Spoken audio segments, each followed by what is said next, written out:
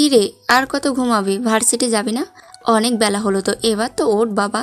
তোকে এই রোজ রোজ এমন করে ডাকতে কিন্তু আমার আর ভালো লাগে না। কতবার করে বলছি একটা বিয়ে করে নি, তাহলে তো রোজ রোজ আমাকে আর ডাকতে হয় না। আম্মু, সকাল সকাল কি শুরু করলে এসব? তুমি তো জানোই তোমার ডাক না শুনে আমার ঘুম থেকে উঠতে ভালো লাগে না। আর আমি যদি বিয়েও করি তাহলে আমাকে সকালে ডাকতে হবে। আমি কি শুরু করেছি তাই না? বলি, বয়স আমার কম হলো না। আমার কি ইচ্ছে করে না নাতিপুতির সাথে খেলাধুলা করার? বলি, তোরও তো বয়স হচ্ছে, তাহলে এখন একটা বিয়ে করছিস না কেন বলতো? বিয়েটা করে আমাকে একটু রেস্ট দে না বাবা। আমারও তো একটু কথা বলার মানুষ হয়। মা, তুমি এসব কি বলছো? তুমি কি পাগল হয়ে গেছো? আমার বয়সই বা কত হয়েছে? কেবলমাত্র 25 বছর। আর আমি অনার্স থার্ড ইয়ারে পড়ছি। আর তুমি বলছো কিনা আমার বয়স হয়ে যাচ্ছে? ওইটা কোনো কথা হলো? আর মা, আমি তো তোমাকে আগেই বলেছি, বিয়ে যদি আমাকে করতে হয় তাহলে আমি নিজের পছন্দের কাউকে বিয়ে করব। আর এখন অবধি আমার কাউকে পছন্দ হয়নি। তাই তো আমি বিয়েটা করতে চাচ্ছি না। যখন আমার মনের মতো কেউ হবে তখন আমি তোমাকে জানাবো। দেখা যাবে যে তোর মনের মতো হতে হতেই আমি আর না থাকি। বলি, তুই কি মানুষ হবি না? আমাদের শখ আহ্লাদের কি তোর কাছে কি কোনো দাম নেই? আসলে সবটাই মাকে সান্ত্বনা দেওয়ার জন্য বললাম, কেননা আমার লাইফে এমন কিছু একটা ঘটে গেছে, সেটা আপনারা গল্পের সাথে থাকলেই জানতে পারবেন। মা, এবার কিন্তু বেশি বেশি হয়ে যাচ্ছে। বলি, তোমাদের শখ আহ্লাদের আমার কাছে দাম থাকবে না কেন? হ্যাঁ, অবশ্যই দাম আছে, কিন্তু বিয়েটা তো আর ছেলে খেলা না যে চাইলাম আর করে ফেললাম। আমার ভুল হয়ে গেছে তোকে কথাটা বলা। কুত্তার লেজ যেমন কখনো সোজা হবে না, তোকেও আমি হাজারবার বলেও তুই সোজা হবে না। আরে মা, তুমি এত রেগে যাচ্ছ কেন? আমি কি না করেছি যে আমি বিয়ে করব না? বিয়ে তো অবশ্যই করব, কিন্তু আর কিছুদিন সময় দাও। আগে অনার্সটা কমপ্লিট করি, তারপর নিজের পায়ে দাঁড়িয়ে কোনো বিজনেস করি, তারপর না হয় বিয়েটা করব। এখন অন্তত আমাকে এই বিষয়টা থেকে রেহাই দাও। হয়েছে, আমারই ভুল হয়েছে। আমি আপনাকে এ বিষয়ে কোনো কথাই বলবো না। তো যখন ইচ্ছা হয় বিয়ে করবি, আর নাই ইচ্ছা হয় করবি না। এই কথাটা বলে মা আমার রুম থেকে চলে গেল। প্রতিদিনই মায়েরই একই বকবক যে আমি কেন বিয়ে করছি না। আরে বলি, আমিও তো বিয়ে করতে চাই, কিন্তু আমার মনের মতো কাউকে না পেলে তো আর বিয়ে করা সম্ভব না, তাই না? আর আমার বিয়েটা তো কোনো ছেলে খেলা না যে চাইলাম আর করে ফেললাম। তারপর আমি ওয়াশরুমে ফ্রেশ হতে চলে গেলাম। ও, আপনাদেরকে তো আমার পরিচয় দিতে ভুলে গেছি। আমি বরাবরের মতোই আপনাদের প্রিয় ভাই প্রিন্স আহমেদ সুজন। আর আমার ইউটিউব চ্যানেলের নাম হলো প্রিন্স ডায়েরি। আমার প্রিন্স ডায়েরি চ্যানেল ব্যতীত আমার এই গল্পগুলো যদি অন্য কোনো চ্যানেলে শোনা হয় তাহলে ওই চ্যানেলের লিঙ্কটা আমার কমেন্ট বক্সে দিয়ে দেবেন। ধন্যবাদ। এখন গল্পে আসা যাক। আমার বাবা অনেক বড় বিজনেসম্যান আর আম্মু গৃহিণী। তো অনেক তো পরিচয় দিলাম আপনাদের। পরিচয় দিতে দিতে আমার ফ্রেশ হওয়া শেষ হয়ে গেছে, তাই আমি ওয়াশরুম থেকে বের হয়ে খাবার খাওয়ার জন্য নিচে আসলাম। আর নিচে এসে দেখতে পেলাম আম্মু এখনো আমার উপর রেগে আছে। তখন আমি আম্মুকে বললাম, আম্মু, তুমি কি এখনো আমার উপর রেগে আছো? আমি তোর কে যে আমি রেগে থাকলেই তোর কি, আর না রেগে থাকলেই বা তোর কি? তুই তোর মতো নাস্তা কর। আমি তখন আম্মুকে জড়িয়ে ধরে বললাম, আম্মু, এমন করছো কেন বলো তো? আচ্ছা ঠিক আছে, আমাকে অনার্সটা কমপ্লিট করতে চাও। যদি এই অনার্স কমপ্লিট করার আগে আমার কোনো মেয়েকে পছন্দ না হয় তাহলে তোমরা যাকে বিয়ে করতে বলবে আমি অনার্স কমপ্লিট হওয়ার পর আমি তাকেই বিয়ে করব। এবার খুশি তো? তখন আম্মু আমাকে জড়িয়ে ধরে বলল, ঠিক আছে বাবা, আমি অনেক খুশি। আর এই কথাটা যেন মনে থাকে, না হলে কিন্তু আমি তোর সাথে আর কথাই বলবো না। আম্মু, তুমি কিন্তু খুবই ভালো করে জানো আমি যে কথা দিই সে কথাটা রাখি। এটা নিয়ে তোমার চিন্তা করা লাগবে না, আর তোমায় এত পাম দেওয়া লাগবে না। তোমার কথা রাজি হয়েছি বলেই তুমি আমাকে পাম দিচ্ছ, তাই না? তখন আম্মু বলল, আরে ধুর বোকা ছেলে, তোকে পাম দিতে যাব কেন? হ্যাঁ, তুই তো বুঝতেই পারছিস আমার এখন বয়স হয়ে যাচ্ছে।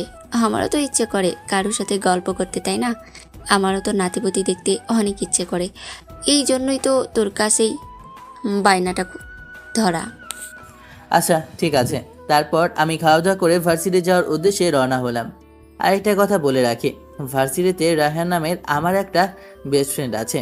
আর তাছাড়া অনেক বন্ধু বান্ধব আছে, কিন্তু বেস্ট ফ্রেন্ড তো একজনই হয়, আর সেটা হলো রায়হান। আমি রায়হানকে ফোন করলাম। রায়হান ফোন ধরতেই বললাম, কি রে রায়হান, কি খবর তোর? আজকে ভার্সিটি যাবি না? আরে যাব বলি কি, আমি তো ভার্সিটিতে আছি। আর তুই তাড়াতাড়ি ভার্সিটিতে চলে আয়। আচ্ছা ঠিক আছে, তুই ভার্সিটির বটগাছের নিচে ওয়েট কর, আমি ওখানে আসি। তখন আমি ফোনটা কেটে দিয়ে রিক্সা খোঁজার জন্য দাঁড়িয়ে রইলাম।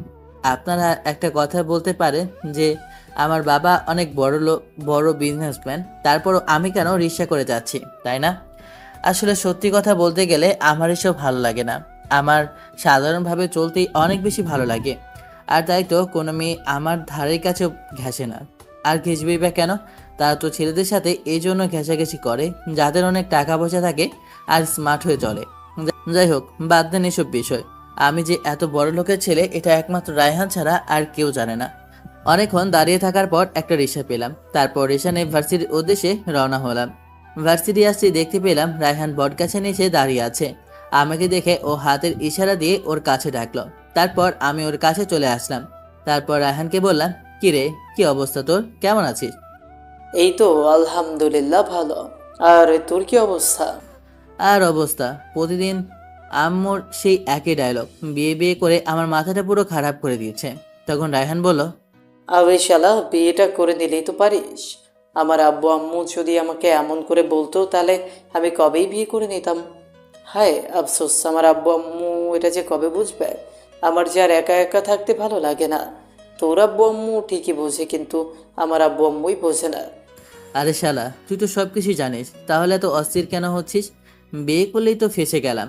আর বিয়ে তো আমিও করতে চাই, কিন্তু আমার জীবনে যা ঘটে গেছে তার ভয়েই তো বিয়ে করতে পারি না বা সাহস পাই না। আরে বিয়ে তো ছেড়ে খেলা না যে করলাম আর ছেড়ে দিলাম। আর তুই বিয়ে করতে চাস, তাই না? দাঁড়া, আমি আন্টি আর আঙ্কেলকে বলছি। তখন রায়হান বলল, তুই যদি আমার আব্বু আম্মুকে বলে ম্যানেজ করে আমাকে বিয়ে করাতে পারিস তাহলে আমি তোকে ট্রিট দিব। ভাই, আমার যে আর একা একা থাকতে ভালো লাগে না। তুই জানিস সেই শীতে আমি কত কষ্ট করে ঘুমিয়েছি। আরে শালা, আমার বন্ধু দেখি বিয়ে পাগল, সবই বুঝলাম, কিন্তু তুই কষ্ট করে এর সাথে ঘুমিয়েছিস মানে এটা বুঝতে পারলাম না। এর সাথে বিয়ের কি সম্পর্ক? আরে হালা, তুমি আমার বাল বুঝবা। এই শীতে যদি বিয়েটা করে ফেলতাম তাহলে আমারও রাতে শীত লাগতো না। বউকে শক্ত করে জড়িয়ে ধরে ঘুমোতে পারতাম। কিন্তু শালার আমার বোকাচোদা মা বাবা এটা বুঝতেই চায় না। তারা কি বোঝে না যে ছেলে বড় হয়ে গেছে? আমি তো আর মুখ ফুটে বলতে পারি না, কিন্তু তাদের তো বুঝে নিতে হয়। আরে বন্ধু, এত হাইপার হয়েও না, তুমি প্যারা নিও না। আমি আজকে আঙ্কেল আর আন্টির সাথে কথা বলবে না। এবার খুশি তো? হ্যাঁ বন্ধু, অনেক খুশি। এই না হলে আমার কলিজার বন্ধু। সত্যি করে বলছি বন্ধু, তুই যদি আমার বিয়ের ব্যবস্থাটা করে দিতে পারিস তাহলে যা আমার শালি তোর। তাই নাকি? হ্যাঁ, আমাকে ঘুষ দেওয়া হচ্ছে তাই না? তোর ঘুষ লাগবে না, আমি তোর বিয়ের ব্যবস্থা করে দেব। এভাবে রায়হানের সাথে অনেকক্ষণ আড্ডা দিলাম আর ডিসাইড করলাম আজকে ভার্সিটি শেষ করে রায়হানের আব্বু আম্মুর সাথে যোগাযোগ করব। আর রায়হানের ব্যাপারটা তাদের সাথে শেয়ার করব, দেখি তারা কি করে। আসলে একটা ছেলে মানুষ তো আর নিজের ফ্যামিলিকে বলতে পারে না যে তার বিয়ে করতে ইচ্ছে করছে। কেউ যদি সেটা বলে দেয় তাহলে তাদের জন্য অনেকটা ভালো হয়। তো যথারীতি আমি আর রায়হান ক্লাসরুমে চলে আসলাম। তারপর ক্লাস করে রায়হানের সাথে ওর বাসায় যাওয়ার জন্য রওনা হলাম। বাসায় যেতে দেখতে পেলাম রায়হানের আব্বু আর আম্মু দুজনেই ড্রয়িং রুমে বসে আছে। তখন রায়হানকে ওপরে পাঠিয়ে দিয়ে আমি রায়হানের আব্বু আর আম্মুর সাথে কথা বলতে লাগলাম। প্রথমে আন্টিকে বললাম, আন্টি, আপনার তো বয়স হয়ে যাচ্ছে তাই না? তো বলি, আর কত একা একা খাটবেন? এবার তো ছেলের বউ ঘরে এনে নিজে একটু রেস্ট করতে পারে। কথাটা তুমি খারাপ বলনি। তা তোমার বন্ধু কি কোনো গার্লফ্রেন্ড টাইফ্রেন্ড আছে নাকি? থাকলে আমাকে বলতে পারো। আরে না আন্টি, ওর কোনো গার্লফ্রেন্ড নেই, আর থাকলে তো আমি আপনাকে বলতামই। তখন আমি আঙ্কেলকে জিজ্ঞাসা করলাম, আঙ্কেল, আপনি কি মনে করছেন ছেলের বিয়ে কি করাবেন নাকি করাবেন না? হ্যাঁ, তা তো করাতেই হবে। তা তোমার বন্ধু কি রাজি হবে বিয়ে করতে? রাজি মানে এক পায়ে রাজি। ও তো বিয়ে বিয়ে করে আমার মাথাটা পাগল করে দিচ্ছে, তাই তো আপনার কাছে আসা। আমারও এটাই সন্দেহ হয়েছিল যে একমাত্র আমার ছেলে তোমাকে এখানে এনেছে এই ব্যাপারটা নিয়ে কথা বলার জন্য, তাই না? হ্যাঁ আঙ্কেল, আপনি ঠিকই ধরতে পেরেছেন। ওকে আবার কিছু বলবেন না আঙ্কেল। আপনি এক কাজ করেন, ওকে বিয়েটা করিয়ে ফেলেন। বুঝতে পেরেছি বাবা। ছেলে যেহেতু আমার বড় হয়েছে আর নিজেও বিয়ে করতে চায়, তাহলে তো আর আমাদের কোনো সমস্যা নেই। তাহলে আজকের থেকে আমরা মেয়ে দেখা শুরু করি, কি বলো রায়হানের আম্মু? আমার আর এখানে কিছু বলার নেই, তুমি যা বলবে তাই হবে। যাক, আলহামদুলিল্লাহ, তাহলে সব কিছু ঠিকঠাকই হয়ে গেল। এখন তো শুধু মেয়ে দেখারই বাকি আছে। তা আঙ্কেল, কবে কি শুরু করবেন মেয়ে দেখার? আচ্ছা ঠিক আছে, সমস্যা নেই, আমি দেখছি। খুব তাড়াতাড়ি মেয়ে দেখার ব্যবস্থা আমি করব, সমস্যা নেই। ঠিক আছে আঙ্কেল আন্টি, আমি তাহলে ওর সাথে কথা বলে আসি। এই কথা বলে আমি রায়হানের রুমে চলে আসলাম। তারপর রায়হানকে সব কিছু খুলে বললাম। সব কিছু শুনে রায়হান আমাকে জড়িয়ে ধরে নাচানাচি শুরু করে দিল। তখন আমি ওকে বললাম, ভাই, মানুষ দেখেছি, কিন্তু তোর মতো বিয়ে পাগল মানুষ আমি জীবনেও দেখিনি। কি করব বল, আমার তো খুব ইচ্ছে যে বিয়ে করে বউকে জড়িয়ে ধরে শুধু আদর আর আদরই করব। আরে শালা, তোর মুখে দেখি কিছুই আটকায় না। আচ্ছা, প্যারা নিস না, আঙ্কেল তো রাজি হয়ে গেছে আর মেয়েও দেখা শুরু করে দেবে। এখন তুমি চিল মুডে থাকো আর আমাকে ট্রিট দাও। ঠিক আছে বন্ধু, প্যারা নেই, তোমাকে কালকেই ট্রিট দিব। তুমি আমার এত বড় একটা হেল্প করলে তোমাকে ট্রিট না দিলে হয়? তারপর আমি রায়ানের সাথে আরও কথা বলে ওর থেকে বিদায় নিয়ে আমি আমার বাসায় চলে আসলাম। বাসায় এসে খাওয়া দাওয়া করে একটু রেস্ট নিলাম। তারপর বিকেলে দিকে বাইরে থেকে একটু হাঁটাহাঁটি করে আবার বাসায় চলে আসলাম। এভাবে যথারীতি আমাদের দিনগুলো পার হতে লাগলো। দেখতে দেখতে ঠিক হয়ে গেছে রায়হানের বিয়ে। তো রায়হান তো খুশিতে আত্মহারা। রায়হান ডিসাইড করেছে যে আমাকে সাথে নিয়ে ওর বিয়ের সকল শপিং করবে। আমাকে অনেক রিকোয়েস্ট করেছে আর আমিও তাতে রাজি হয়ে যাই। আজকে আমি রায়হানের বিয়ের শপিং করার জন্য যাব। আর এদিকে আমার একটু দেরি হয়ে গেছে, আর তাই তাড়াতাড়ি করে আমি রেডি হয়ে তাড়াহুড়ো করে শপিং মল দিয়ে ঢোকার সময় একটা মেয়ের সাথে ধাক্কা খেয়ে আমি আর মেয়েটা দুজনেই পড়ে যাই। আর মেয়েটা পড়ে গিয়ে বলতে শুরু করে, ও মা গো, কোন উগান্ডা আমাকে ধাক্কা দিয়ে ফেলে দিল রে! বলি, চোখ কি তোর নানির কাছে রেখে এসেছিস নাকি? শালা উগান্ডার ঘরে উগান্ডা! মেয়েটার এমন আজগুবি মার্কা কথা শুনে আমার মাথা যেন পুরো হ্যাং হয়ে গেছে। তখন আমি মেয়েটাকে বলতে শুরু করলাম, এই বুইরা বেডি, আপনি চোখে দেখে চলতে পারেন না? আপনি কি আপনার বুইরা হাজবেন্ডের কাছে আপনার চোখ রাইখে আইছেন নাকি? হ্যাঁ, এই শালা উগান্ডা, কি বললি তুই? আমি বুইড়া বেটি? তোর সাহস তো দেখি কম না! আমাকে ধাক্কা দিয়ে ফেলে দিয়ে আবার আমাকে বলছিস আমি কিনা বুড়া বেটি? বলি, কোন অ্যাঙ্গেল থেকে আমাকে দেখে তোর কাছে মনে হচ্ছে যে আমি বুড়া বেটি? চোখ কি তোর বাসায় রেখে এসেছিস, শালা উগান্ডা কথাকার! ওই শালে গালাগালি করছিস কেন? হ্যাঁ, তোকে লাথি দিয়ে কিন্তু একেবারে ওগানটা পাঠিয়ে দেব। আর তোর মতো বুইরা বেরিয়ে ধাক্কা দিতে কি গেছে? হ্যাঁ, তুই তো আমার উপর এসে পড়লি, আবার আমাকে বলছিস আমি তোকে ধাক্কা দিতে গেছি। আমার রুচি এতটাও খারাপ হয়নি যে তোর মতো বুইরা বেরিকে আমি ধাক্কা দিতে যাব। তখন মেয়েটা আমার এমন কথা শুনে আরও চেতে উঠলো আর বলতে শুরু করলো, তবে রে, আজকে তোর খবর আছে, আজকে তোকে আমি মেরেই ফেলবো। আমি কি হাতে ছুরি দিয়ে বসে থাকবো? আয়, আমিও তোকে মেরে একদম তক্তা বানিয়ে ফেলবো শালি। আমাদের এমন ঝগড়া দেখে আশেপাশের লোকজন জড়ো হয়ে গেছে। আর আমরা যখনই মারামারি করতে যাব তখনই আমাকে কয়েকজন ছেলে ধরে ফেললো আর ওই মেয়েটাকে কয়েকজন মেয়ে ধরে ফেললো। তারপর আমাদের দুজনকেই বলল, এই আপনারা দুজন কি পাগল হয়ে গেছেন নাকি? একটু ধাক্কা লেগে না হয়ে পড়ে গিয়েছেন, তাই বলে আপনারা পাবলিক প্লেসে এরকম করবেন? আপনারা দুজনেই দেখছি এখনো বাচ্চা বাচ্চাই রয়ে গেছেন। লোকটার কথা শুনে আমার আর ওই মেয়েটার হুঁশ ফিরে আসে।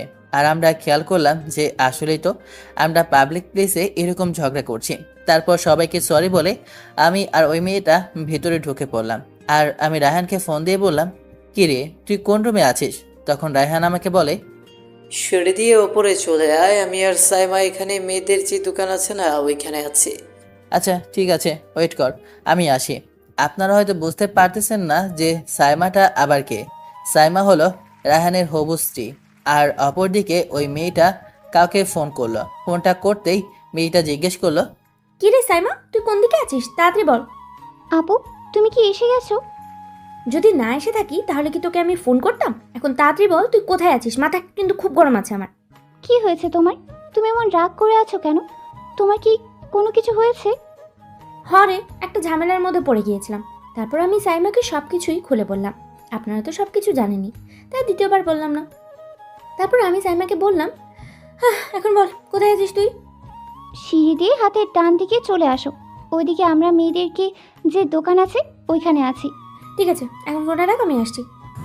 তারপর আমি আর ওই মেয়েটা সেম একই জায়গায় যাওয়ার জন্য রওনা হলাম। মেয়েটা আগে আগে যাচ্ছে আর আমি পিছু পিছু যাচ্ছি। মেয়েটা মনে করেছে যে আমি ওকে ফলো করছি, তাই ও ওই রুমটার সামনে দাঁড়িয়ে আমাকে বলল, এই শালা, তুই আমাকে ফলো করছিস কেন? হ্যাঁ, মেরে কিন্তু তোর হাত পা ভেঙে ফেলবো। মেয়েটার এমন কথা শুনে আমার রাগ যেন মাথায় উঠে গেল। তখন আমি বলতে শুরু করলাম, ওই শালি বুইরা বিড়ি, তোকে কে ফলো করছে? হ্যাঁ, তোর মাথা ঠিক আছে যে তোর মতো খাটাসকে আমি ফলো করতে যাব? কি বললি? আমি খাটাস? তবে রে, সে কখন থেকে আমাকে বাজে বাজে কথা বলছিস, আর এখন আমাকে খাটাস বলা হচ্ছে, তাই না?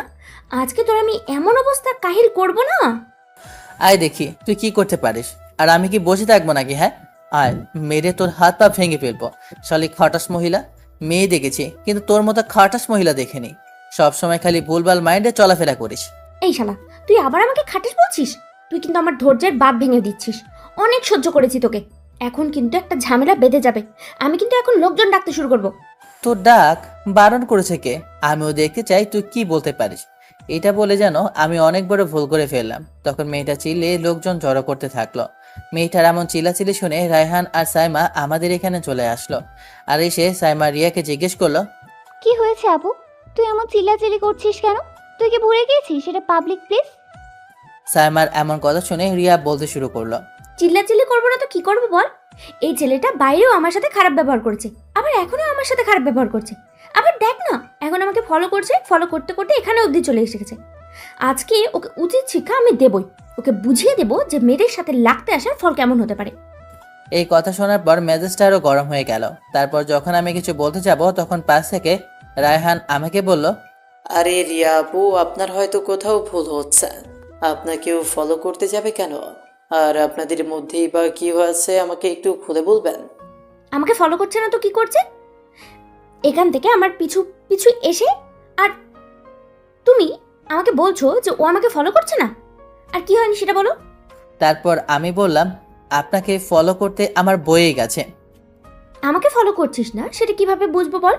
তুই তো আমার পিছন পিছনে এদিকেই আসছিলি, তাহলে আমাকে ফলো করছিস না তো কি করছিস? হ্যাঁ, আমার ঘাড়ে কয়টা মাথা যে আপনার মতো বুইড়া বেটিকে ফলো করতে যাব? ফলো করতে হলে কোনো ইয়াং মেয়েকে ফলো করব, আপনার মতো বুইড়া বেটিকে ফলো করব না। আমার এমন কথা শুনে রিয়া তেলে বেগুনে চড়ে উঠলো আর বলতে শুরু করলো, দেখেছো রায়হান কিরকম বেয়াদবের মতো কথা বলছে? ওকে তো আজকে আমি কি করে ফেলবো আমি নিজেও জানি না। আরে আপু, থামেন থামেন।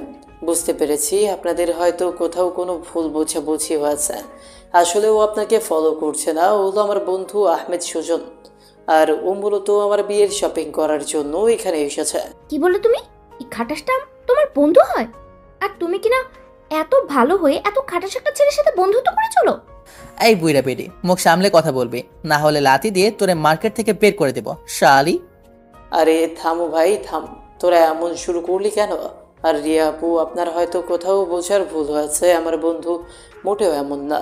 আমার বন্ধু যখন কারো ওপর রেগে যায় তখনই এমন করে। তাছাড়া ও মেয়েদের খুব সম্মান করে চলে, সেটা আমার থেকে ভালো আর কেউ জানে না। আপনি হয়তো ওর মেজাজটা গরম করে দিয়েছেন, তাই হয়তো এরকম করছে। এভাবে রায়হান আমাকে আর রিয়াকে বোঝাতে লাগলো। তারপর আমরা দুজনেই বুঝতে পারলাম যে সবটাই ছিল একটা ভুল ধারণা। কিন্তু তারপরও যেন মেয়েটার ওপর থেকে আমার রাগ কমছেই না। তারপরও ভদ্রতার খাতিরে মেয়েটাকে সরি বললাম আর মেয়েটাও আমাকে সরি বললো। তারপর অবশেষে মার্কেট করা শেষ হলো আর আমরা যে যার বাসায় চলে গেলাম। বাসায় আস্তে আস্তে অনেক রাত হয়ে গেল। তারপর খাওয়া দাওয়া করে ঘুমিয়ে গেলাম, কেননা কালকে আবার সকাল সকাল উঠতে হবে। কারণ কালকে আবার রায়হানের গায়ে হলুদ, সেখানে সকল কাজ আমাকেই করতে হবে। কেননা আঙ্কেল আমাকে দায়িত্ব দিয়েছে সবটা যেন আমি করি। এভাবে আমি আমার কাজগুলো করতে লাগলাম। কাজ করার এক পর্যায়ে সবকিছু ঠিকঠাক হয়ে গেল। এখন রায়হানকে হলুদ দেওয়ার পালা। যথারীতি রায়হানকে হলুদ দেওয়া হলো। তারপর রায়হানকে হলুদ দেওয়া শেষ করে রায়হান বাদে সবাই রওনা হলাম সাইমাকে হলুদ দেওয়ার জন্য। সাইমাদের বাসায় গিয়ে আমি যেন অবাক হয়ে গেলাম, কেননা সাইমার পাশে যে বসে আছে তাকে দেখে যেন আমি চোখ ফেরাতেই পারছি না। কি আপনারা বুঝতে পারতেছেন না তো? তাহলে চলেন আপনাদেরকে বুঝিয়ে বলি। সাইমার পাশে যে মেয়েটা বসে আসে সে হলো রিয়া, যাকে দেখে আমি যেন চোখ সরাতেই পারছি না। এতটা মায়াবী লাগছে তাকে। আমাকে এইভাবে তাকিয়ে থাকতে দেখে রিয়া কিছুটা লজ্জা পায় আর সে মনে মনে বলতে লাগলো, কি অসভ্য ছেলে রে বাবা, কতগুলো মানুষের সামনে কেমন ট্যাপ করে আমার দিকে তাকিয়ে আছে। আমি এখনো রিয়ার দিকে ড্যাপ ড্যাপ করে তাকিয়ে আছি আর ওইদিকে রিয়া এভাবে আমার তাকিয়ে থাকা দেখে আমার দিকে এগিয়ে আসলো আর এসে আমাকে বলতে লাগলো, এই যে মিস্টার, এভাবে ড্যাপ ড্যাপ করে আমার দিকে তাকিয়ে আছেন কেন? লজ্জার মাথা কি সব খেয়ে ফেলেছেন নাকি? রিয়ার কথায় আমার হুঁশ ফিরল। তখন আমি রিয়াকে বললাম, আসলে সরি, আসলে আমার কি থেকে যে কি হয়ে গিয়েছিল তা বুঝতে পারিনি। আচ্ছা, আপনাকে একটা কথা বলবো, কিছু মনে করবেন না তো? জি বলেন, কি বলতে চান? তখন আমি রিয়াকে বললাম, আসলে আজকে আপনাকে দেখতে না অনেক সুন্দর লাগছে, একবারে পরীর মতো। এই জন্য তো আমি আপনার থেকে চোখ ফেরাতে পারিনি। এই যে মিস্টার, ভেবে পাম দিচ্ছেন কেন, হ্যাঁ? আর আপনি যেন কি বলছিলেন, আমি বুইড়া বেটি, তাই না? তাহলে আজ এই বুড়া বেটি এত সুন্দর হলো কেমন করে? আরে থুর, কি যে বলেন না আপনি। আসলে তখন তো রাগ উঠেছিল, তাই তো আপনাকে এমনভাবে ওইসব কথা বলেছিলাম। আর আপনিও না ওইসব ধরে এখনো বসে আছেন। ও, তাই নাকি? আচ্ছা, ঠিক আছে। আর এভাবে তাকিয়ে থাকবে না, পরে দেখবেন আবার প্রেমে পড়ে যাবেন। তখন আমি রিয়াকে বললাম, কি যে বলেন না আপনি। এইভাবে আমি আর রিয়া অনেকক্ষণ কথাবার্তা বললাম। রিয়া এই কথা শুনে আমি রিয়াকে বললাম, প্রেম, তাও আবার আমি, এটা কোনোদিনও সম্ভব না। কেন, কি হয়েছে? মেয়েদের দেখলে কি আপনার অ্যালার্জি শুরু হয় নাকি? আসলে ঠিক তা না, কিন্তু মেয়েদের বিশ্বাস করতে ভয় হয়। কেন, মেয়েরা আপনার কি এমন ক্ষতি করেছে যে আপনার মেয়েদের দেখতে এত ভয় হয়? সেটা না হয় অন্য কোনো একদিন বলবো। আচ্ছা, ঠিক আছে। তারপর সাইমাকে হলুদ লাগিয়ে আমরা সবাই রায়হানদের বাসায় চলে আসলাম। এভাবেই দেখতে দেখতে বিয়ের দিন চলে আসলো। বিয়ের দিন আমরা অনেক মজা করেছি। তারপর রিয়ার সাথে অনেক ফাজলামো হয়েছে। আস্তে আস্তে আমি রিয়ার সাথে অনেক ক্লোজ হয়ে গেছি, বলতে গেলে আমি আর রিয়া ভালো ফ্রেন্ড হয়ে গেছি। এভাবে দেখতে দেখতে বিয়েটা শেষ হয়ে গেল। তারপর রায়হান আর সাইমার বাসর ঘর সাজানোর পালা এলো আমার আর রিয়ার। তারপর আমি আর রিয়া বাসর ঘরটা সাজাতে লাগলাম, আর রিয়ার সাথে টুকিটাকি কথা বলতে লাগলাম। এরপর বাসরঘর সাজানো শেষ হলে আমি আর রিয়া দরজাটা তালা মেরে দিলাম, ভেতরে বউ রেখে। তারপর রায়হানের বাসর ঘরে ঢোকার পালা। দরজার সামনে সে রায়হান আমাকে আর রিয়াকে দাঁড়িয়ে থাকতে দেখে বলল, কিরে সুজন, তুই এভাবে দরজাটা আটকে রেখেছিস কেন? আর আমাকে ঢুকতে দে।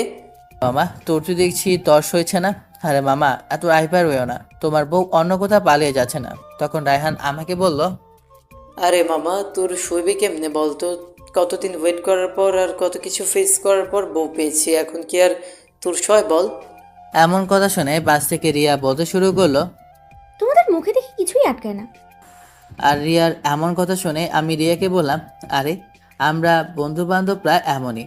আচ্ছা যাই হোক, রায়হান আগে টাকাটা দে, তারপর ঘরে যেতে পারবে। কি বলিস, কিসের টাকা? আর এই টাকার সাথে ঘরে যাওয়ার মানেটা কি বুঝতে পারলাম না তো। কচি খোকা, কিছুই বুঝতে পারো না তাই না? বলি এত কষ্ট করে যে বাসর ঘরটা সাজালাম, সেটার টাকা দেবে কে? হ্যাঁ, গুনে গুনে 15,000 টাকা দেবি। 1 টাকাও যদি কম দিয়েছিস তাহলে তোর ঘরে যা বন্ধ। আমার এমন কথা শুনে রায়হান ভাবতে লাগলো, পড়ছি মাইন কাচ্ছি পায়, এখন তো হালারে টাকা না দিলে আমারে আমার বউয়ের কাছে যাইতে দিবে না। কি আর করার, টাকাটা দিতেই হবে। তাই ভালোই ভালোই টাকাটা দিয়ে দিই, এতে আমারই ভালো। তাই আমি আর 7-5 না ভেবে তাড়াতাড়ি টাকাটা দিয়ে দিলাম।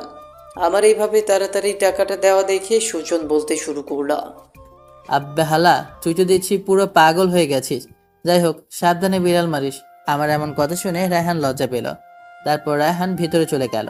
আর বাসর ঘরে কি হয় সেটা তো আপনারা জানেনই, সেটা আর বললাম না, বাকিটা না হয় ইতিহাসে থাক। রায়হানের বিয়ে শেষ হওয়ার পর আমি আমার বাসায় চলে আসলাম, আর রিয়া ওর বাসায় চলে গেল। এভাবে আমরা আলাদা হয়ে গেলাম, আমি আমার মতো আর রিয়া রিয়ার মতো। কিন্তু রিয়ার মনে দিনকে দিন আমার প্রতি কেমন যেন ভালোবাসা তৈরি হতে লেগেছে, কিন্তু রিয়া এই বিষয়টি কারোর সাথে শেয়ার করতে পারছে না। এভাবে অনেক দিন চলে গেল। হঠাৎ একদিন আমি রায়হানের বাসায় গেলাম। রায়হানের বাসায় গিয়ে দেখতে পেলাম রিয়াও এখানে আছে।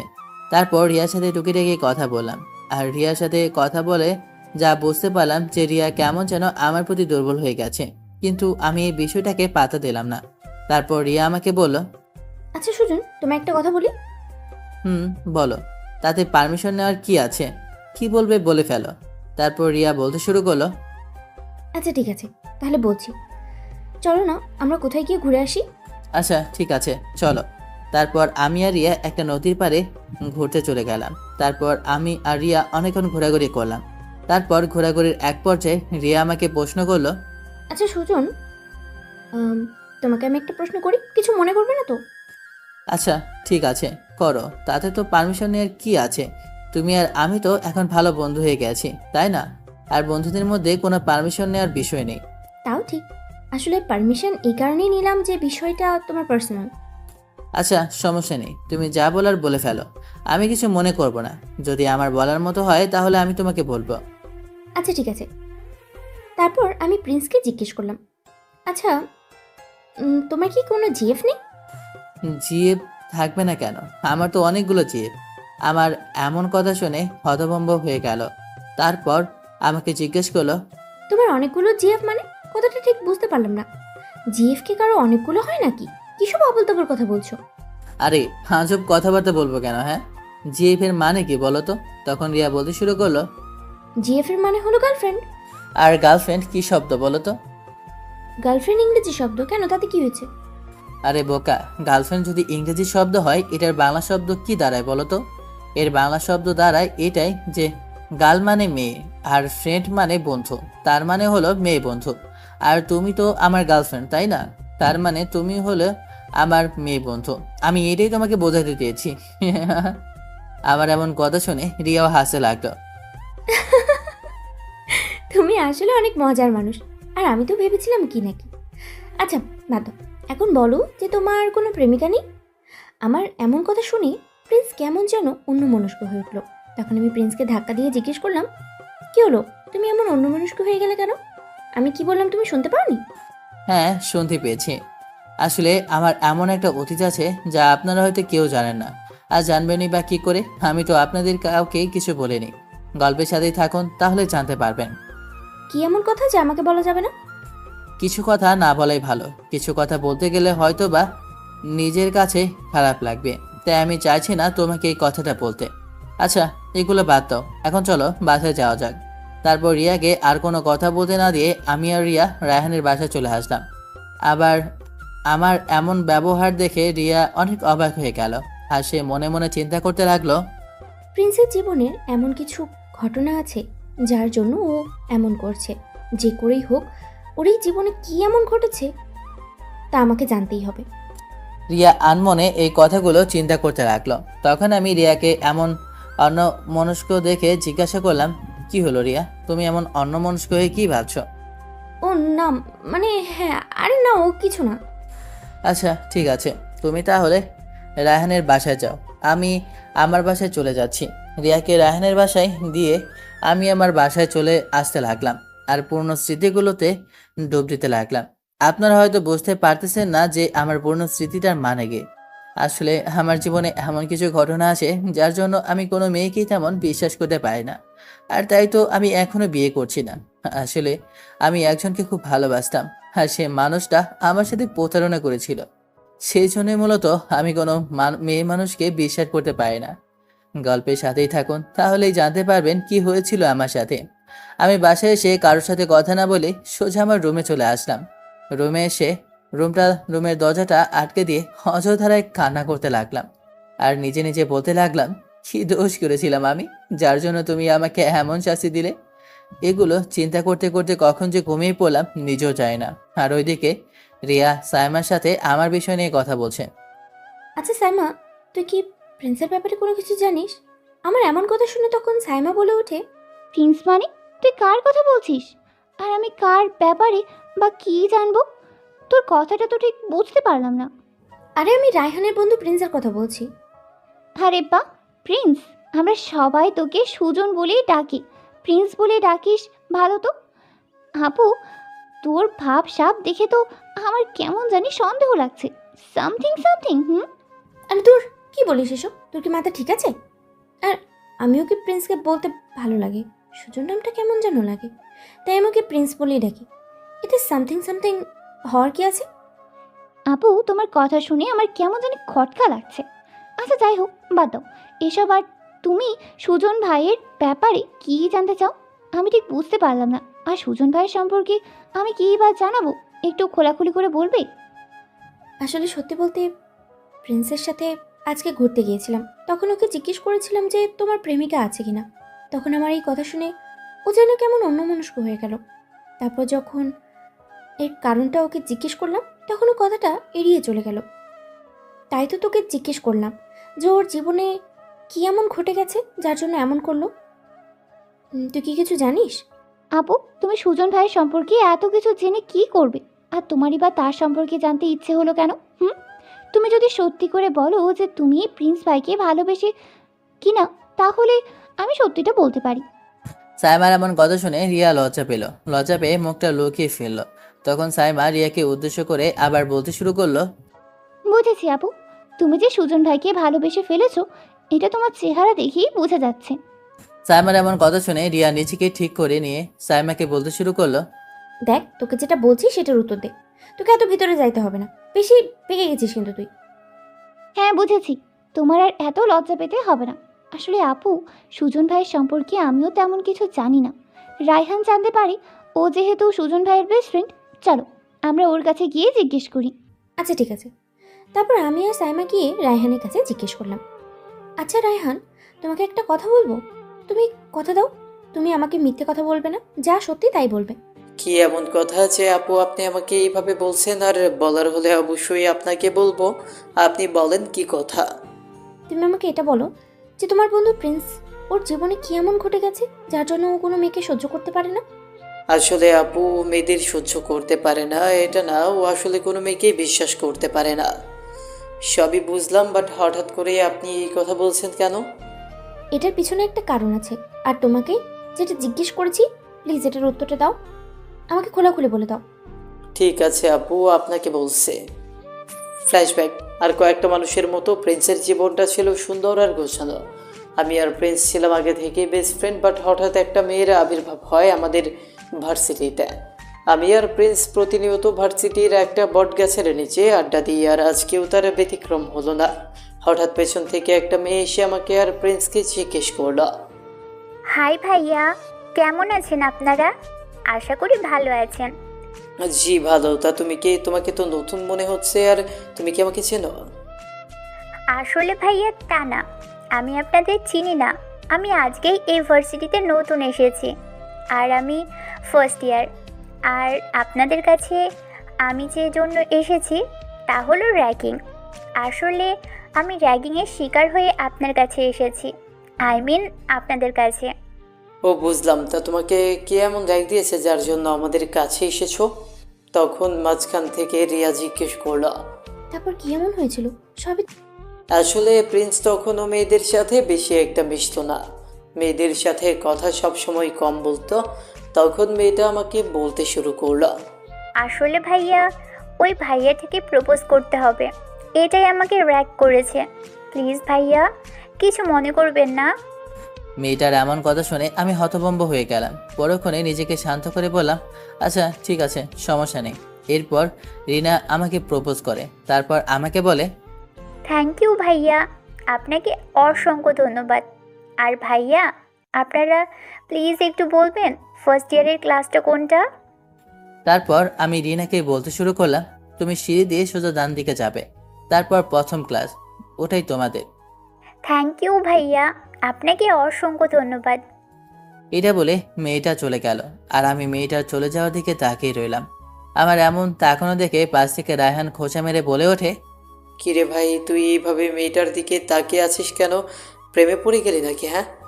আরে ধুর, কি যে বলিস না তুই, আমি মেয়েদের প্রেমে পড়বো এটা তুই ভাবলি কি করে? আচ্ছা বাদ দে এসব কথা। প্রিন্সের এমন কথা শুনে আমি কিছুটা আন্দাজ করতে পেরেছিলাম যে প্রিন্স প্রথম দেখায় ওই মেয়েটার প্রতি দুর্বল হয়ে গেছে, কিন্তু ও নিজে সেটা প্রকাশ করতে চাইছে না। এইভাবে আস্তে আস্তে কয়েকদিন চলে গেল, সব কিছুই ঠিকঠাক ছিল, কিন্তু হঠাৎ ওই মেয়েটা প্রিন্সকে বলতে শুরু করলো, এই যে ভাইয়া, ভাইয়া, ও ভাইয়া, আপনাদেরই ডাকছি, শুনতে পাচ্ছেন? পেছন থেকে কারো ডাক শুনেই আমি আর প্রিন্স পেছন দিকে তাকালাম। পেছনে ফিরে তাকিয়ে দেখতে পেলাম যে ওই দিনের ওই মেয়েটা আমাদের পেছনে দাঁড়িয়ে আছে। তখন আমি আর প্রিন্স দাঁড়িয়ে গেলাম। তখন ওই মেয়েটা আমার আর প্রিন্সের কাছে এসে বলতে শুরু করলো, কেমন আছেন ভাইয়া? আর আপনাদের নামটাই তো জানা হলো না। আমি রায়হান, আর আমার পাশে যাকে দেখছো সে হলো আমার best friend Prince Ahmed, Sujon. তখন আমি প্রিন্সের দিকে তাকিয়ে দেখি প্রিন্স মেয়েটার দিকে তাকিয়ে কেমন অন্য মনস্ক হয়ে আছে। তারপর আমি ওকে খোঁচা মারলাম, তারপর ওর হুঁশ ফেলো। আর এদিকে আমি মেয়েটাকে জিজ্ঞেস করলাম, তুমি আমাদের নাম জেনে কি করবে? আচ্ছা ভাইয়া, আমি কি আপনাদের ফ্রেন্ড হতে পারি, কিছু মনে না করলে? আমি কিছু বলার আগেই পাশ থেকে প্রিন্স বলতে শুরু করলো, হ্যাঁ হতে পারো, আর আমরা কিছু মনে করব কেন? থ্যাংক ইউ ভাইয়া, আপনাকে অনেক ধন্যবাদ আমাকে আপনাদের ফ্রেন্ড করে নেওয়ার জন্য। এতে ধন্যবাদ দেওয়ার কি আছে? হ্যাঁ, ফ্রেন্ডদের মাঝে কোনো সরি, ধন্যবাদ, থ্যাঙ্কস এগুলো কিছুই থাকে না। আর একটা কথা, আমাদের কিন্তু তুমি করে বলতে হবে। ঠিক আছে। তখন আমি জিজ্ঞেস করলাম, আচ্ছা ভাইয়া, তুমি তো আমার নামটা জিজ্ঞেস করলে না? ও হ্যাঁ, আসলে আমি ভুলে গিয়েছিলাম। আচ্ছা, তোমার নামটা যেন কি? আমার নাম রাইসাতুল জান্নাত রিনা। আপনি রিনা বলে ডাকতে পারেন। তখন আমি রিনাকে মজা করে বললাম, আচ্ছা তুমি কি বাংলা মুভি রিনা খান নাকি? হ্যাঁ ভাইয়া, এটা কিন্তু ঠিক হচ্ছে না। আরে আমি মজা করে বললাম, রাগ কেন করো? আর নাইস নেম। থ্যাংক ইউ ভাইয়া। আর আপনার নামটাও কিন্তু অনেক সুন্দর, প্রিন্স আহমেদ সুজন। তার মানে হলো গিয়ে আপনি রাজপুত্র আহমেদ সুজন। তখন আমি মনে মনে বললাম, আমার রাজপুত্র। আরে ধুর, এইভাবে লজ্জা দিও না তো। আমি আর রিনা এভাবে কথা বলছিলাম, তখন আমি পাশে তাকিয়ে দেখি রায়হান আমার দিকে হাবলার মতো তাকিয়ে আছে। ওর এমন তাকিয়ে থাকা দেখে আমি কিছু বুঝতে পারলাম না। আর এদিকে রিনা আমার আর রায়হানের দিকে বিদায় নিয়ে চলে গেল। তখন রায়হান আমাকে জিজ্ঞেস করলো, কিরে ভাই, তোর হয়েছে কি? আজ কিছুই তো বুঝতে পারলাম না। যে ছেলেটা কোনো মেয়ের সাথে কথা বলে না, কোনো মেয়েকে পাত্তা দেয় না, আর সেই ছেলেটাকে না আজকে আমাকে পাত্তা দিল না, তাও কিনা একটা মেয়ের জন্য। ভাই, আমার তো মনে হচ্ছে তুই আস্তে আস্তে কথা হারিয়ে যাচ্ছিস। দেখিস ভাই, সাবধান, যাই করিস সাবধানে করিস। আরে ধুর, কী সব জাদা বলছিস? তোর কি মাথা ঠিক আছে? আর বাদ দে এসব কথা। এখন বল, তোর কি অবস্থা? যাক ভাই, অবশেষে আমার কথা তোর মনে পড়ছে। আমি তো মনে করেছিলাম তুই আমাকে ভুলেই গেছিস। আবার এমন কথা শুনে তখন প্রিন্স আমাকে বলতে শুরু করলো, আরে হালা, এত হেয়ালি না করে সোজাসুজি বল। হ্যাঁ ভাই, আমার এখন সব কথা তো তোর হেয়ালে মনে হবেই, তাই না? আর আমার কথা থেকে কি বলবো তুই তো জানিসই। আমার জীবনে একটা ইচ্ছা আছে, এটা হলো বিয়া। কবে যে বিয়েটা করতে পারবো শালার, আমার বাপ মা তো বোঝেই না। বুঝলে তো আমার এই বিয়েটা করাই দিত। আহা বন্ধু গো আমার, আহো বুকে আহো। তখন আমার এমন কথা শুনে রায়হান আমাকে বলতে শুরু করলো, আহারে বন্ধু গো, এখন তো আর তোমার বুকে আবার জায়গা নেই। এখন তো তোমার ওই বুকে জায়গা অন্য কারো, যার জন্য তুমি এখন আমার এই পাত্তাই দিতেছো না। প্যারা নাই বন্ধু, আমারও সময় আসবে, তখন আমিও তোমাকে পাত্তা দিব না, বুঝতে পেরেছিস? হালার করে হালা, এখন কিন্তু বেশি বেশি হয়ে যেতেছে। আর একটা কথা কইবি তো, তোর এমন জায়গায় লাথি মারবো যে বাপ হইতে পারবি না। তখন তোরে আর কেউ মেয়েও দিব না। তখন তোমার বিয়ে করার শখ সব গাছে উঠবো। যদি নিজের ভালো চাস তো ভালো হয়ে যা। থাক বন্ধু, আমি আর তোমার ব্যাপারে লাগতে যাব না। না হইলে পরে দেখা যাবে যে আমার মেশিনটাই আসল হয়ে যাবে। তখন তো আমার জীবন যৌবন সব তেজপাতা, আর আমার বিয়ে করার স্বপ্নটাও সত্যি হইব না। এই তো বাছাদন, এবার তুমি লাইন এসেছো। বারবার ঘুঘু তুমি খেয়ে যাও ধান, এইবার ঘুঘু তোমাকে করবো কোরবান। নাটক কম করো প্রিয়, তুমি যে এখন অন্য মেয়ের প্রতি আসক্ত তা আমি বুঝে গেছি। এটা বলেই আমি দৌড়াতে লাগলাম, আর প্রিন্স বলতে শুরু করলাম, ওরে হালা, তুই আর ভালো হবি না তাই না? তারা তোকে আজকে খাইছি। তোরে যদি আজকে ধরতে পারে তাহলে সত্যি সত্যি তোর খবর আছে। ইস্পার নয়তো উস্পার। আমি দৌড়াতে দৌড়াতে প্রিন্সকে বলতে শুরু করলাম, মাফ কর বন্ধু, আর জীবনেও কমু না, এবারের মতো মাফ কর, আমি যে আর দৌড়াতে পারছি না। এইগুলো বলছি আর দৌড়াচ্ছি। হালার পো, তোকে যদি আজকে আমি না মারছি তো আমার নাম প্রিন্স না। তুই শুধু একবার দাঁড়া, তোকে যদি আমি হাতের কাছে পাই তাহলে তোর খবর আছে। এভাবে আমি আর রায়হান দৌড়াদৌড়ি করতে লাগলাম। আর রায়হান বলতে লাগলো, আজকের মতো মাফ করে দে ভাই, আর জীবনে তোর সাথে প্লিজ ভাই, আমি আর দৌড়াতে পারছি না, আমাকে মাফ করে দে। এইভাবে আমি আর প্রিন্স সবসময় খুনসুটি করতাম। আমাদের দিনগুলো ভালোই চলছিল, কিন্তু কথায় আছে না, ঝড় আসার আগে পরিবেশ শান্ত থাকে, আমাদের সাথেও ঠিক এমনটাই হয়েছিল। তখন রিয়া জিজ্ঞেস করে উঠল, কি এমন ঝড় এসেছিল? আর রিনার সাথেই বা প্রিন্সের কি হয়েছিল যে প্রিন্স এমন পরিবর্তন হয়ে গেছে? যদি আসলে প্রিন্স মেয়েটার প্রতি আস্তে আস্তে এতটাই দুর্বল হয়ে পড়েছিল যে ও সব কিছু প্রায় ভুলে গিয়েছিল। ও এমন পরিবর্তন হয়ে গিয়েছিল যে ওর লাইফটাই পুরো অগোছালো হয়ে গিয়েছিল। ওর সব কিছু জুড়ে ছিল রিনা। দিনগুলো খুব ভালোই কাটছিল, কিন্তু আমরা জানতাম না আমাদের সাথে কেউ প্রতারণা করছে। তো চলেন ফ্ল্যাশব্যাকে। কিরে প্রিন্স, তুই দিন দিন এমন হয়ে যাচ্ছিস কেন রে? কেন মনে হচ্ছে? আমি তো আমার মতো ঠিকই আছি। কেন, কি হয়েছে? আর তোরই বা হঠাৎ এমন মনে হলো কেন? তো মনে হবে না সব সময় দেখছি তুই রিনার পেছনেই ঘুরঘুর করিস?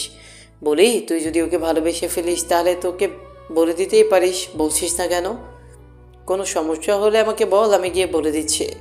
আরে ভাই, কাউকে ভালোবাসা অনেক সহজ, কিন্তু তার সামনে ভালোবাসা প্রকাশ করাটা অনেক কঠিন। সেটা তুই বুঝবি না রে। ও মা, তাই? তাহলে তো বন্ধু আমি বুঝতে পেরে গেছি তুই যে রিনাকে ভালোবেসে ফেলেছিস। দেখেছিস কেমন করে কথা দিয়ে কথা বের করতে হয়? হুরি শালা, তার মানে তোর মনে এই ছিল কাজটা তুই ঠিক করে না। তখন রায়হান বলতে শুরু করলো, আরে বন্ধু, তুমি চলো ডালে ডালে আর আমি চলি পাতায় পাতায়, বুঝতে পেরেছ? আচ্ছা, যাই হোক, তোকে একটা কথা বলি, কিছু মনে করবি না তো?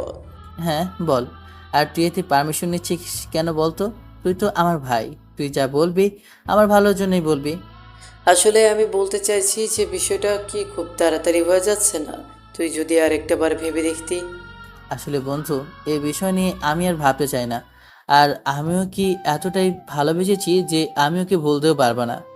আচ্ছা, ঠিক আছে, সবই বুঝলাম। তাহলে এক কাজ কর, তুই ওকে বলে দে। আর তুই যদি বলতে না পারিস তাহলে আমি বলে দিই, কি বলিস? আর কয়েকদিন যাক, তারপর না হয় ওকে বলিস। ঠিক আছে বন্ধু, তোর যেটা ভালো লাগে সেটাই হবে, কিন্তু বেশি দেরি আবার করে ফেলিস না, তাহলে কিন্তু হিতে বিপরীত হয়ে যেতে পারে। কেননা গোলাপ ফুল যখন জন্মায় তার আগে কিন্তু কাটা হয়, বুঝতে পেরেছিস? কথাটা খারাপ বলিসনি।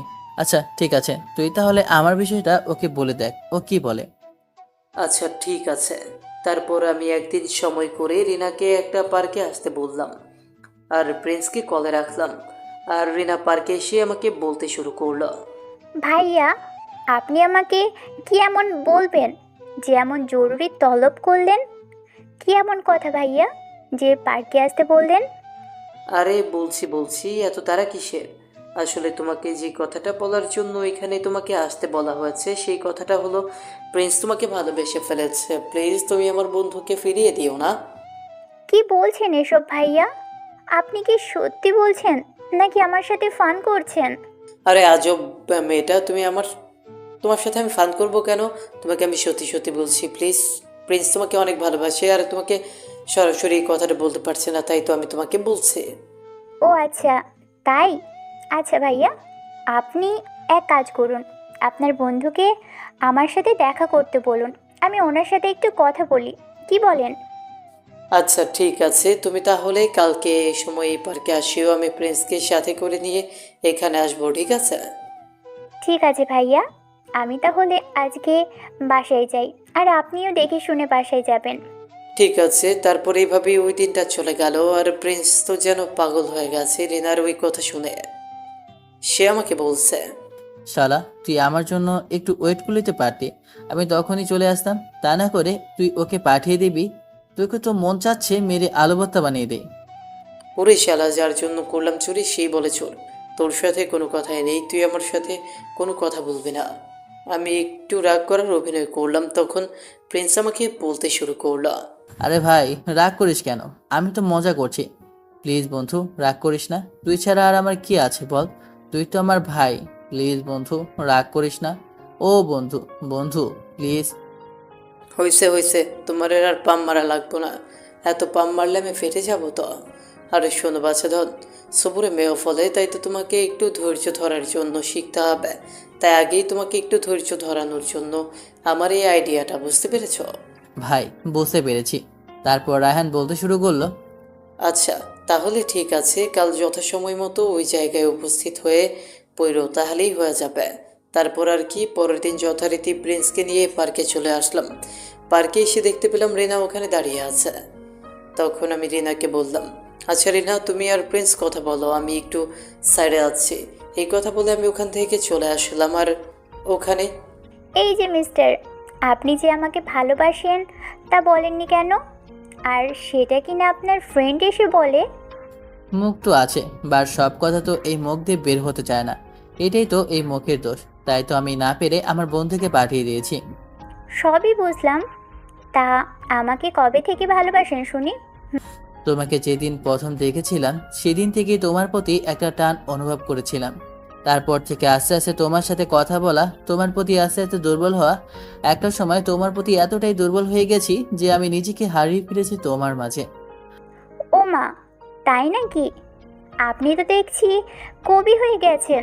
কবি কবি ভাব, কিন্তু নায়িকার অভাব। আরে ধুর, এভাবে লজ্জা দিচ্ছ কেন?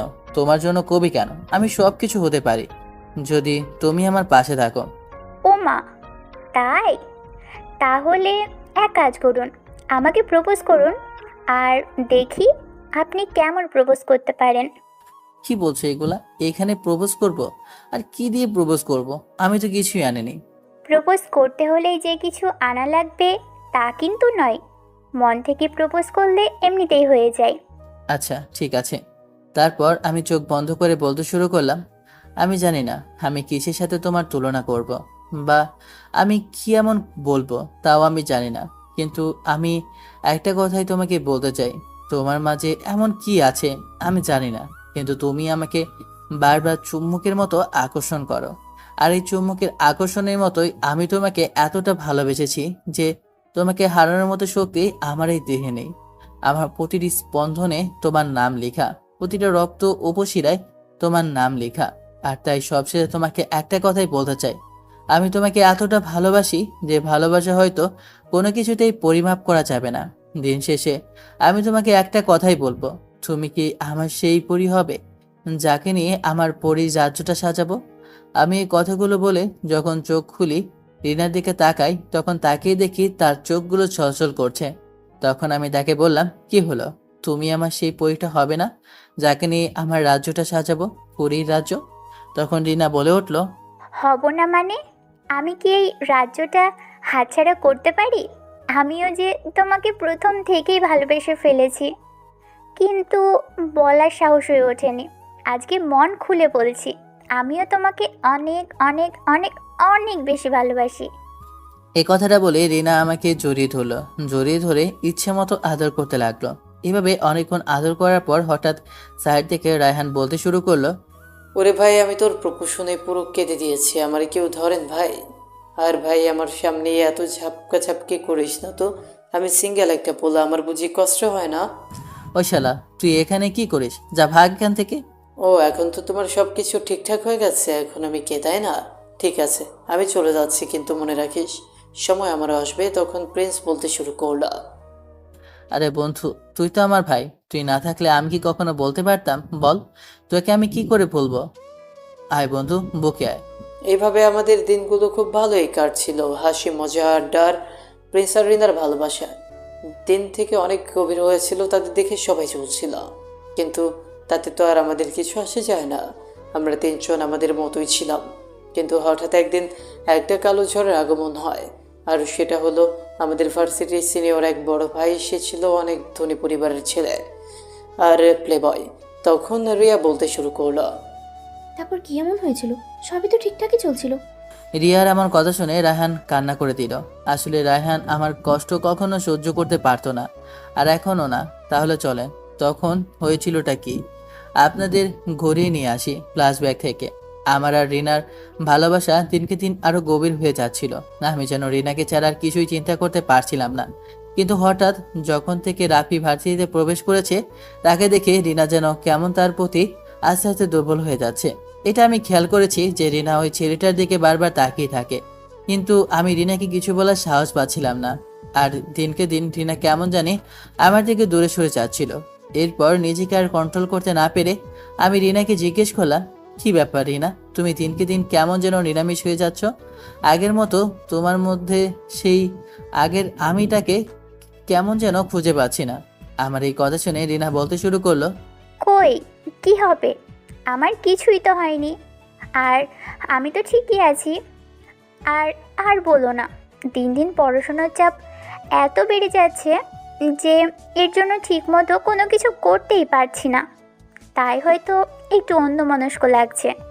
রিনার এমন কথা শুনে যদিও আমি কিছুটা বলতে রিনার এমন কথা শুনে যদিও আমি কিছু বলতে চেয়েছিলাম, কিন্তু ওকে হারানোর ভয় আর কিছু বললাম না। এভাবে অনেক দিন চলে গেল। দিনকে দিন রিনা আস্তে আস্তে আমার থেকে কেমন যেন দূরে সরে আসছিল। আগে আমার সাথে ও কথা না বলে নাকি ভালোই লাগতো না, কিন্তু এখন দিনকে দিন ও আমার সাথে কোনো কেন জানি কথা বলতে চায় না। ফোন দিলেও সারাক্ষণ বিজি পেতাম। এটা নিয়ে ওর সাথে অনেক কথা বলেছি, কিন্তু ও বলতো যে ওর কাজিনের সাথে কথা বলছে, বা ওর আম্মুর সাথে কথা বলছে, বা ওর বাবার সাথে কথা বলছে। এরকম হাজারো অজুহাত ও আমাকে দিত, কিন্তু তারপরেও আমি ওকে কেন জানি না কোনো কিছু বলতে পারতাম না, হয়তো বা ওকে হারানোর ভয়। হঠাৎ একদিন রায়হান আমাকে বলল, দোস্ত, তোকে একটা কথা বলতে চাই, প্লিজ আমাকে ভুল বুঝিস না। তুই তো জানিসই আমি তোর ভালোর জন্যই সব কিছু করতে পারি। আরে কি এমন হয়েছে যে তুই এরকম করে কথা বলছিস? তোর কথাটা আমি ঠিক বুঝতে পারলাম না। যা বলবি সোজাসুজি বল, এত ঘুরিয়ে পেঁচিয়ে বলার কি দরকার? আসলে বন্ধু, কথাটা হচ্ছে কি, রিনাকে নিয়ে আমি প্রায় দেখি রিনা রাফির সাথে এসে এসে কথা বলছে। আর ওদের সম্পর্কটা কেমন জানি আমার কাছে অন্যরকম লাগছে। দেখ রায়হান, আর একটা যদি বাজে কথা বলিস তাহলে আমি ভুলে যাব যে তোর সাথে আমার সম্পর্ক আছে। আমি ওর সম্পর্কে একটা বাজে কথা শুনতে চাই না, কথাটা মাথায় রাখিস। আর একই ভার্সিটি যেহেতু পড়া হয়, ওর সাথে তো একটা কথা, একটু একটু কথা বলতেই পারে। তার মানে এই না যে তুই অন্য কিছু মেন করবে। পার্দার যেন আমি তোর মুখে এইসব কথা না শুনি। আরে বাহ, তুই আমাকে আজ এই চিনলি? তোর কি আমার প্রতি এতটুকু বিশ্বাস নেই? বাহ, ভালো তো। তুই তো দেখছি ভালোবাসায় অন্ধ হয়ে গেছিস, কিন্তু মনে রাখিস, এই অন্ধত্বের সুযোগ নিয়ে তোকে একদিন কেউ এমন ঠকাবে যে তুই তার মাসুল সারা জীবন দেবে। আর হ্যাঁ শোন, আমিও চাই না তোর সাথে কোনো কথা বলতে বা তোর সাথে কোনো সম্পর্ক রাখতে, কারণ আমি আমার বন্ধুটাকে হারিয়ে ফেলেছি। এই বন্ধু আর ওই বন্ধুর মধ্যে অনেক পার্থক্য। যে কিনা আমার কথায় চোখ বন্ধ করে বিশ্বাস করতো, আর সে কিনা একটা মেয়ের জন্য আমাকে এইসব কথা বললো। কিন্তু তোকে একটা সাজেশন দিই, চোখ কান খোলা রেখে চলেইস, তাহলেই দেখতে পাবি যে আসলে তুই একটা মোহের মধ্যে বসবাস করছিস। সেদিন এই মুহূর্ত কেটে যাবে না, ওই দিন তুই বুঝতে পারবি যে আমার কথাটাই ঠিক ছিল। অনেক বলেছিস, আর একটা কথাও যেন আমি তোর মুখ থেকে না শুনি। তুই আমার ছোটবেলার বন্ধু বিদায় তুই এখনো আমার সামনে দাঁড়িয়ে আছিস, না হলে আমি তোর জিভ টেনে ছিঁড়ে ফেলতাম। আর তুই কি আমার সাথে বন্ধুত্ব নষ্ট করবি? আমি তোর সাথে বন্ধুত্ব নষ্ট করলাম? আমি প্রেম করছি বিদায় তোর অনেক চলছে, তাই না? ঠিক আছে, আজকের পর থেকে তুই আমার সাথে কোনো প্রকার যোগাযোগ রাখবি না, কথাটা যেন তোর মাথায় থাকে। ঠিক বলেছিস তুই, তোর আসল রূপটা তুই আমাকে দেখিয়ে দিয়েছিস। চিন্তা করিস না, আমি আর কখনো তোর সামনেও আসবো না। ভালো থাকিস, বাই, আল্লাহ হাফেজ। এই কথাটা বলে রায়হান আমার কাছ থেকে চলে যায়। আসলে রাগের বশে আমি রায়হানকে যা নয় তা বলে ফেলেছি। ও চলে যাওয়ার পর আমারও আর ভালো লাগছিল না, কিন্তু কি করব, আজকে তো ইস্পার নয় ওস্পার করতেই হতো। এভাবেই আমার দিনগুলো চলছিল। প্রতিনিয়ত রিনার অবহেলা, ঠিকমতো আমার ফোন ধরতো না, কিন্তু তারপর আমি নিজেকে সান্ত্বনা দিয়ে রাখতাম। কিন্তু হঠাৎ আমি এমন একটা জিনিস দেখব তা আমি নিজেও চিন্তা করতে পারিনি। আর তা হলো, হঠাৎ রায়হান একদিন আমাকে ফোন করলো, আর আমি তখন ওর ফোনটা রিসিভ করে বললাম, কি হয়েছে, ফোন দিয়েছিস কেন? তোকে বলেছি না তোর সাথে আমার কোনো সম্পর্ক নেই? কী জন্য দিয়েছি সেটা না হয় এই ঠিকানায় আসলেই দেখতে পারবি, আর তারপর ডিসাইড করবি যে তোর আমার সাথে সম্পর্ক রাখার ইচ্ছা আছে নাকি নাই। এই কথাটা বলে রায়হান ওর ফোনটা কেড়ে দিল। তারপর ওর দেওয়া লোকেশন অনুযায়ী আমি একটা জায়গায় পৌঁছালাম, আর গিয়ে দেখতে পারলাম এটা একটা হোটেল। তারপর আমি রায়হানের কাছে যেতেই রায়হান আমাকে কোনো কথা বলতে না দিয়ে একটা রুমের সামনে নিয়ে গেল। তারপর আমাকে বলল রুমে নক করতে। তারপর ওর কথা মতো আমি রুমে নক করলাম। তারপর যে রুম খুললো, আর ওর সাথে যাকে দেখলাম তাকে দেখে আমার মাথা যেন আকাশ ভেঙে পড়লো। কি আপনারা বুঝতে পারতেছেন না তো? তাহলে চলেন আপনাদেরকে বুঝিয়ে বলি। আসলে হোটেলের ভিতরে দেখতে পেলাম রিনা একটা তোয়ালে পেঁচানো অবস্থায় দাঁড়িয়ে আছে, আর তার পাশে রাফি দরজাটা খুলে দিয়েছে। তার মানে আমার বসে আর বাকি রইল না যে এখানে কি হয়েছে। আর রিনা আমাকে দেখে যেন অবাক হয়ে গেছে। আমিও ওকে কিছু না বলে সোজা ওইখান থেকে রায়হানকে নিয়ে চলে আসলাম, আর একটা নদীর পাড়ে এসে অযথারায় কান্না করতে লাগলাম। আর রায়হান আমাকে সান্ত্বনা দিতে লাগলো। এভাবে আমি আস্তে আস্তে ভেঙে পড়েছি। ভাঙতে ভাঙতে আমার এমন পরিস্থিতি হয়েছিল যে আমি পুরো 1 মাস হসপিটালে ভর্তি ছিলাম। আর এই 1 মাস রায়হান আমাকে অনেক বুঝিয়ে সুঝিয়ে সেবা যত্ন করে ঠিক করেছে। আর এভাবেই আমি আস্তে আস্তে মেয়েদেরকে ঘৃণা করতে শুরু করলাম। আর এটা ছিল আমার লাইফে ঘটে যাওয়া জঘন্য একটা ঘটনা। আর আপনারা তো জানেন এগুলো হামেশা প্রায় সব মেয়েরাই এমন করে থাকে। সবাইকে বলছি না, কিন্তু আবার জাস্ট কিছু মেয়েকে বলছি। ওইদিকে রায়হান এখনো কান্না করছে, আর রায়হানের কান্না দেখে রিয়াও কান্না করছে। রিয়ার কান্না দেখে রায়হান বলতে শুরু করলো, কি ব্যাপার আপু, তুমি এমন কান্না করছো কেন? আরে না, খুবই কান্না করেছি, চোখে হয়তো কিছু পড়েছে। আচ্ছা, সবই বুঝলাম, তারপর রিনার কি হয়েছিল? তোমাকে বলেছিলাম না রাফি ছিল প্লেবয়। রিনার পেটে যখন বাচ্চা আসে তখন রিনা রাফিকে জানায় আর রাফি বলে ওই বাচ্চাটা নষ্ট করে দিতে, আর রিনাকেও কখনো বিয়ে করতে পারবে না। এই বিষয় নিয়ে রাফির সাথে রিনার হাতাহাতির এক পর্যায়ে রাফির হাতে রিনার খুন হয়ে যায়, আর এই বিষয়টা পুলিশ জানতে পেরে যায়। পরে রাফিরও ফাঁসি হয়ে যায়। একদম ঠিক হয়েছে। কথায় আছে না, বাপ বাপকেও ছাড়ে না। সবই বুঝলাম, কিন্তু তুমি আর প্রিন্সকে বিয়ের ব্যাপারে জোর করোনি?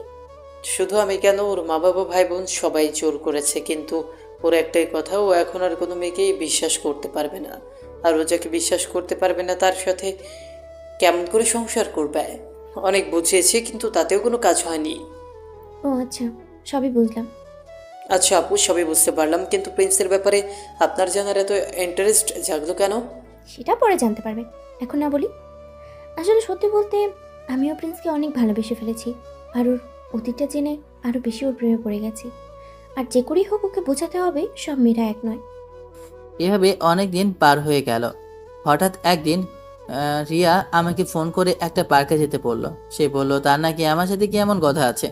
আমিও যথারীতি তার কথা মতো ওই পার্কে চলে গেলাম। তারপর দেখতে পেলাম রিয়া আমার জন্য অপেক্ষা করছে। তারপর আমি ওর কাছে গিয়ে জিজ্ঞেস করলাম, কি ব্যাপার, কি এমন কথা বলবে যার জন্য তুমি আমাকে এখানে ডেকে এনেছো?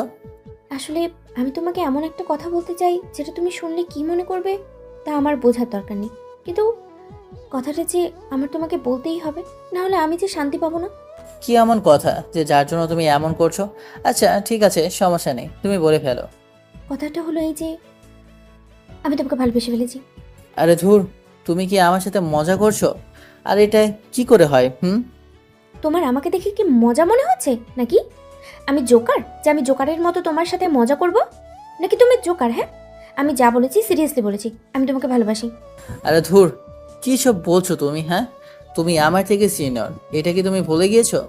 আর তুমি আমার অতীত সম্পর্কে কিছুই জানো না, তাই তুমি এ কথা বলছো। আচ্ছা বাদ দাও এসব কথা, আমার দ্বারা এগুলো সম্ভব না। কে বলেছে আমি তোমার অতীত সম্পর্কে জানি না? আমি তোমার অতীত সম্পর্কে জেনে আরো বেশি তোমাকে ভালোবেসে ফেলেছি। বাদ দা কথা, আমার অতীত সম্পর্কে জানা মানে কি বলতে চাও কি তুমি? আর কি জানো তুমি? হ্যাঁ, আমি এটাই বলতে চাচ্ছি যে তোমার অতীতে যে রিনা নামের কেউ ছিল আর তোমার সাথে কি হয়েছিল সবই আমি জানি, আর সবকিছু জেনে আমি তোমাকে আরো বেশি পরিমাণে ভালোবেসে ফেলেছি। তোমাকে এসব কথা কে বলেছে? নিশ্চয়ই রায়হান বলেছে, তাই না? ওকে তো আমি মেরে একদম তক্তা বানিয়ে ফেলবো।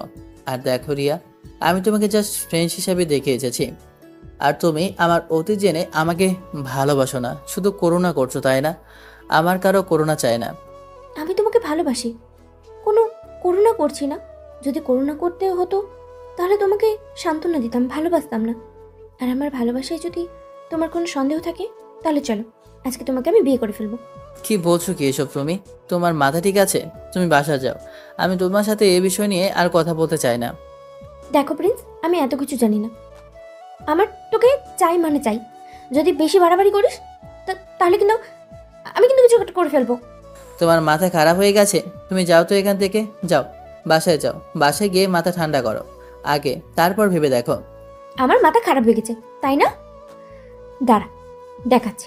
আবার যেহেতু মাথা খারাপ হয়েই গেছে তাই আমি যাই সেটাই করতে পারি যেটা আমি চাই, তাই না? তাহলে দেখ আমি এখন কি করি।